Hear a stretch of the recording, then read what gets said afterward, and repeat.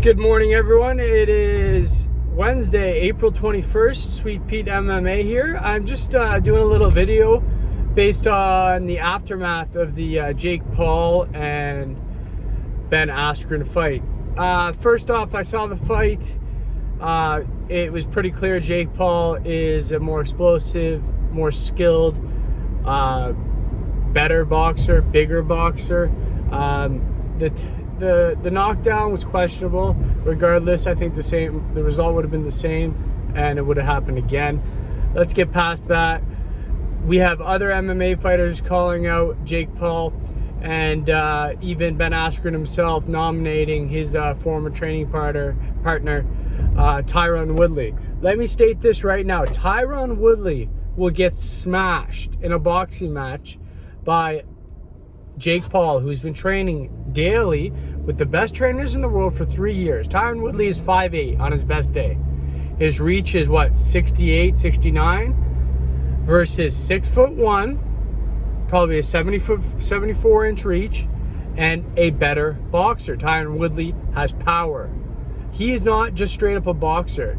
His stances are in a different position. His feet are faced forward more in an MMA striking stance because you have to be ready for the takedown. He is not just a boxer. What don't these MMA fighters understand about this and boxing? Boxing is its own art, and you have to be just a boxer. Most MMA fighters are going to lose to Jake Paul that are smaller and not, strikers like Steven Wonderboy Thompson would take him to school, for instance. But Tyron Woodley will get picked apart. He is 40 years old, fighting a 24-year-old. He is giving up 5 inches at least in height. He's giving up another 5 inches at least in reach. He's going to give up speed. He's not as explosive for a long period of time anymore. He's got one punch in him. We saw that against Vicente Luque. Tyron Woodley, do not fight Jake Paul. MMA fans, if you want someone to fight Jake Paul, it has to be a Steven Wonderboy Thompson. It has to be a middleweight who is 185 or even heavier on fight night because of the weight cut. It cannot be a welterweight. It cannot be a lightweight. BJ Penn, I will beat you right now. You have been knocked out by guys on the street. You've been fighting for 40 years. And your body is, even though you're only a few years older than me, your body and your conditioning is 20 years past mine. BJ Penn, you will get killed by Jake Paul. Stop talking. Guys, this is going to embarrass the MMA community. Ignore it. Do not give it attention or put forth a reasonable idea. Mine is Steven Wonderboy Thompson to put on a fucking clinic. If you want a small guy to do it at 145, the man to do that is Max Blessed Holloway, baby. He will put on a clinic because he's 5'10". He's, so he's only giving up 3 inches of reach or height, and he's got a fair enough reach. I think he's 71 or 2. He might only be 69. He might have a short reach for his height.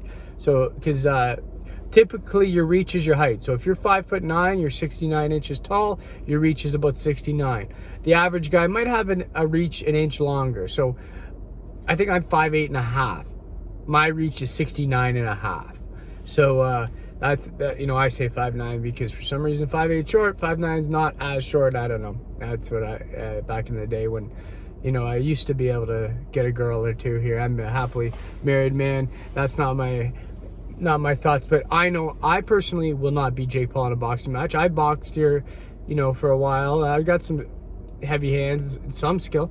I've seen Jake Paul. He's too big for me, too tall for me, and quite frankly, he's much better than me. He's been boxing less years in total, but 3 full years. I have not, but 3 full years of boxing, just boxing in. He'd kill me in the first round. I would not be able to take his combos. He'd do a straight hook, and he'd catch me. Maybe I'd block a few, but he would catch me and knock me out. Guys, nominate a reasonable fighter. Nick Diaz isn't the man. He hasn't fought in 10 years. He looks in incredible shape, mind you. That newest picture out of him is fantastic. But Nick Diaz, he's got soft hands. In a pure out straight boxing match, he has a lot of volume. but I don't think right now is the time. I think he would get beat by Jake Paul too. You need to have a guy like, if you want a welterweight who's smaller than him, Vicente Luque. Even though he's Muay Thai style, he'll F him up. Steven Wonderboy Thompson, 6'1", I think 74-inch reach, same size, weight class smaller, he fights at 170. He will F him up in a boxing match.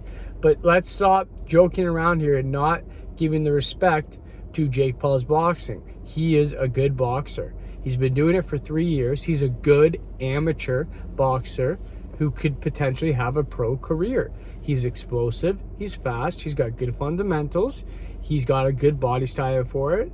That's, you know, skinny in the waist, broad shoulders, long arms, and he listens. He's young, he's a sponge.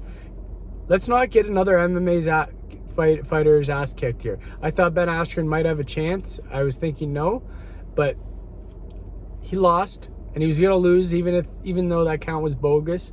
He was up in time, and he was clear as day. He just walks like a weirdo. He walks like a little bit, you know, like a zombie, like he fights. He does not have the body composition to strike right, to move his head. He's just not that type of fighter. And it's all in your body type. You have to find the right body type. So let's start there. Find the body type, find the weight class, find the fighter who wants to do it. Sean Strickland, same size as Jake Paul, he'll F him up. You know, these kind of fighters. We don't want to get into Adesanya, it'd just be embarrassing. But yeah, you know, a lightweight who would F him up is so the other New Zealand Adesanya. Oh my gosh, the name's jumping my mind there. But he's a lightweight. He's I think he's 5'10", 5'11". Hooker, Dan Hooker, a lightweight UFC fighter, will F him up. Another lightweight UFC fighter who's 5'11", so he's not giving up too much height, is Justin Gaethje. He will F him up. If you want to get a lighter, smaller guy, go with those guys. Don't go with ex-UFC fighters that have no cardio, that have a bad body composition for boxing, don't have quick twitch muscles, against a 24-year-old who's been training with Floyd Mayweather and the best boxing coaches in the world for 3 years daily and has put in effort. We all know this guy's a motivated man.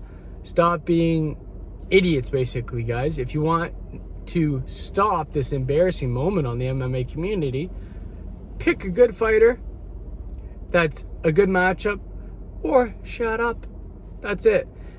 Anyways, congratulations to Ben Askren for making $500,000 plus additional in sponsors, probably close to $1 million for getting hooked with what, 8-ounce, 10-ounce gloves. Went down, got back up, fine, nothing, no medical suspicion, he's fine. I would do that for $1,000 every day, and that would be my job, no problem. That'd be great. I would do it daily. Just pay me $1,000. I would make $356,000 a year to get an okay hook to the head that's kind of blocked. Guys, it was a foregone conclusion. We knew who was going to win that fight if you really truly know boxing a little bit. I'm an MMA guy, but I knew Askren was going down the wrong path. But at the end of the day, if I was Ben Askren, I would have taken that fight all day long. And let's get someone who can strike, someone